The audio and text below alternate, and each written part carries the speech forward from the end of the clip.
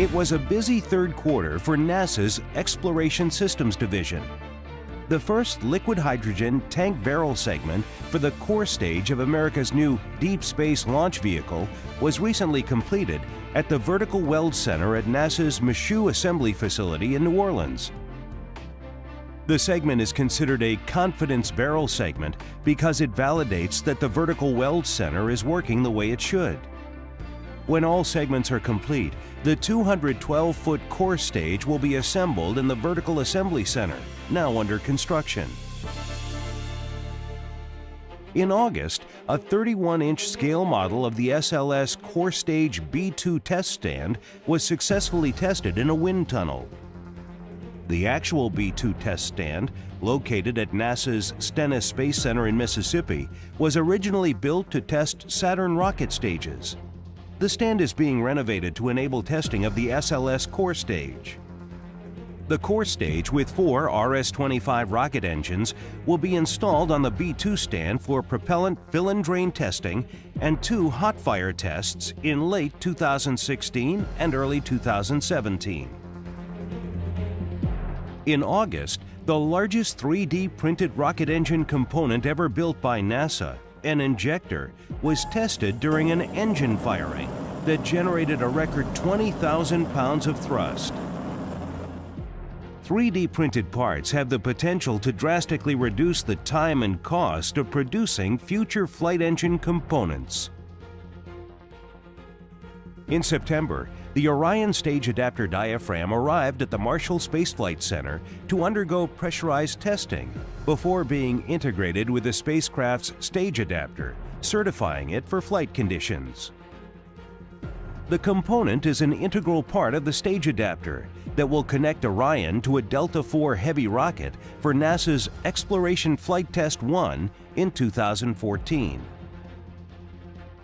The diaphragm, a lightweight composite structure, serves as a barrier between the upper stage of the launch vehicle and the spacecraft, preventing hydrogen gas buildup from the rocket beneath the spacecraft before and during launch.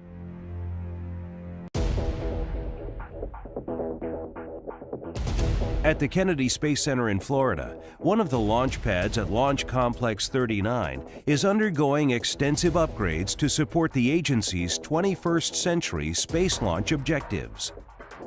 A new universal flame deflector and trench will be completed in early 2015 and will support the new Space Launch System rocket and possibly a variety of commercial launch vehicles.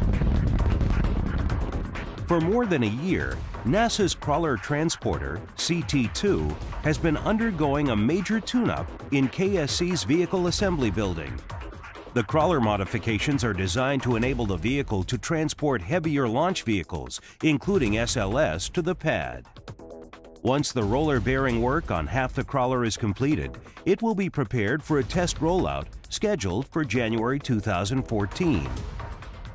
After traveling 3,600 miles above the Earth during the Exploration Flight Test 1 mission in September 2014, Orion will splash down in the Pacific Ocean, where it will be recovered with the help of the United States Navy.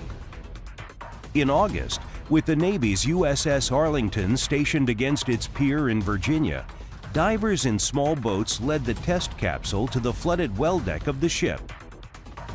With the capsule in position over the recovery cradle, the water drained until the capsule settled.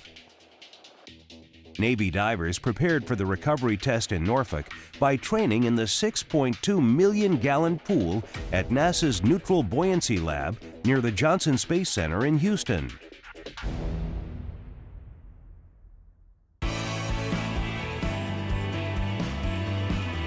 In July, the Orion team successfully conducted the Parachute Test Vehicle PTV-5 airdrop test at the U.S. Army's Yuma Proving Ground. 17 parachutes were deployed during this test. 9 were test technique related and 8 were the Orion system parachutes. At the Operations and Checkout Building High Bay at the Kennedy Space Center, the Orion team completed hundreds of welds and installations for the spacecraft's propulsion, life support, and environmental control systems. At the Johnson Space Center in Houston, NASA Administrator Charles Bolden welcomed 8 new astronaut candidates. This group will be among those who may carry out the first ever human missions to an asteroid and onto Mars.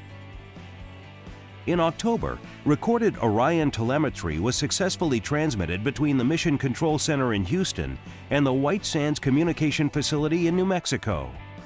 White Sands will be used during the EFT-1 flight to receive and retransmit the Orion spacecraft telemetry.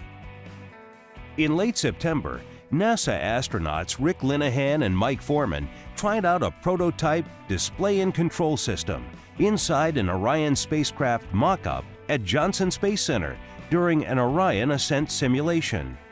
Over the course of 2 weeks, 10 crews of 2 astronauts each performed launch and abort simulations inside the Orion mock-up to fine-tune the design of the displays and controls.